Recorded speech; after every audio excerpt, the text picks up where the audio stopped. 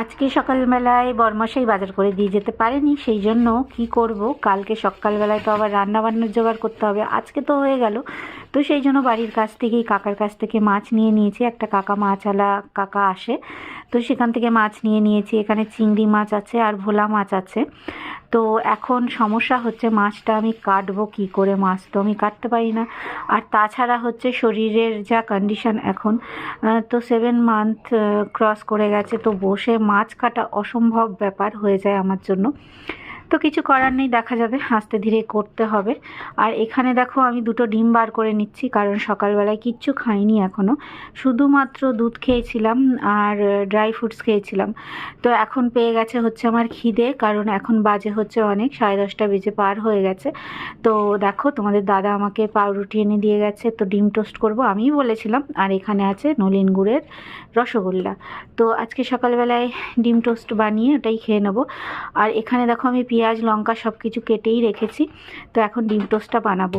Actually আগে না আমি ডিম টোস্ট একদমই বানাতে পারতাম না, মানে এরকম সুন্দর করে বানাতে পারতাম না। তো আমি দোকান থেকে দেখেছি যে কিভাবে বানায়, তো সেটা দেখে শিখে গেছি যে ডিম টোস্ট এইভাবে বানায়। তো এখনও মানে সেরকমভাবে মানে দোকানের মতো না হলেও তাও ভালোই হয়, খেতে ভালোই হয়। তো এখন দেখো এই যে দুটো ডিম ফাটিয়ে নিয়েছি, একটা ডিমের নয় দুটো ডিমের অমলেট করে তারপরে হচ্ছে ডিম টোস্টটা বানাবো। তো এখানে তেল গরম করতে দিয়ে দিয়েছি, আর তেলটা গরম হলেই হচ্ছে ডিম টোস্ট হবে। আর আজকে সকালবেলায় রান্নাবান্না কিছুই ছিল না, রান্নাবান্না ছিল না বলে মানে ঘরের সমস্ত কাজবাজ সব কিছু হয়েই গেছে।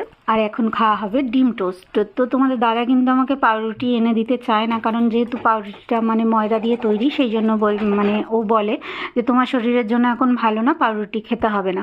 কিন্তু ওই মাঝে সাঝে আমার বায়নার চোটে এনে দিতে হয় ওকে, না হলে তো শান্তি পাবে না, সেই জন্য এনে দেয়। তো আজকে যেহেতু সকাল সকাল ও ডিউটি চলে গেছে, সেই জন্য আজকে আর আমার রান্নাবান্না তো করতে হয়নি। তো তোমাদের দাদাকে সেই জন্যই বলেছিলাম যে আমাকে তাহলে একটা ব্রেড এনে দিও, আমি ডিম টোস্ট করে খাবো। আর দোকানের ডিম টোস্ট খেতে কিন্তু বেশ লাগে, ভালোই লাগে। আর দোকানের মতন করেই বেশ গোলমরিচ, বেশ কাঁচা লঙ্কা ভালো করে ঝাল ঝাল করে আমি বানাচ্ছি। তো এই যে দেখো, আর যেহেতু ডবল ডিমের করেছি সেই জন্য কিন্তু মানে খেতে আরও ভালো হয়েছে। আর তাছাড়া ডিম ভাজা দিয়ে রুটি খেতে কিন্তু বেশ ভালোই লাগে, তাই না বলো? তো এই যে আমার ডিম টোস্ট তো রেডি।